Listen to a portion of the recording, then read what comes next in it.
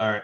With that question, who do you prioritize first in terms of as a if you're going to have to prioritize those expiring contracts to get one done first? Who do you prioritize first?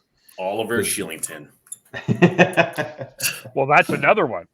Right? He's someone who we haven't talked about that does have an expiring contract here. But I would say Tkachuk first.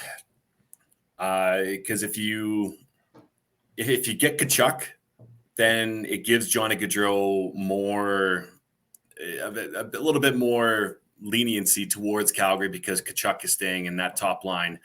He will produce, right? So I don't know if it would be.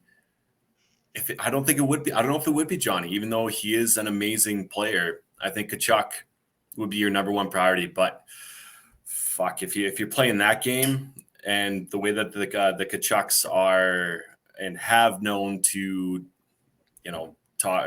have contract talks, that might be a risky game. I'm going to disagree with you, Devin. And it's not that I don't love Matthew Tkachuk, but I think it's Johnny. I just don't. You don't have that offensive ability in the system anywhere. He's just when he is on, he's so dynamic. I think you need, to me, the priority would be, to me, not that you don't try to sign Matthew, but I think I would go Johnny. I think it's tough because he is the UFA, so like you can always just qualify Tkachuk and you're keeping him for one more season at $9 million. But whoever you sign first, whoever's next up is going to be able to use that as that's going to be part of that discussion, that for contract negotiation there, because Gaudreau's like, you qualified Matthew Tkachuk and he signed his $9 million contract.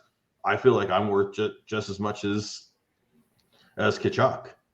And then you got two $9 millions. But then if you sign Gaudreau first to something a little bit less or whatever, like it's a very tricky one. I think I'm more on with Kevin just because I think you get Gaudreau taken care of because you know what Tkachuk's deal is.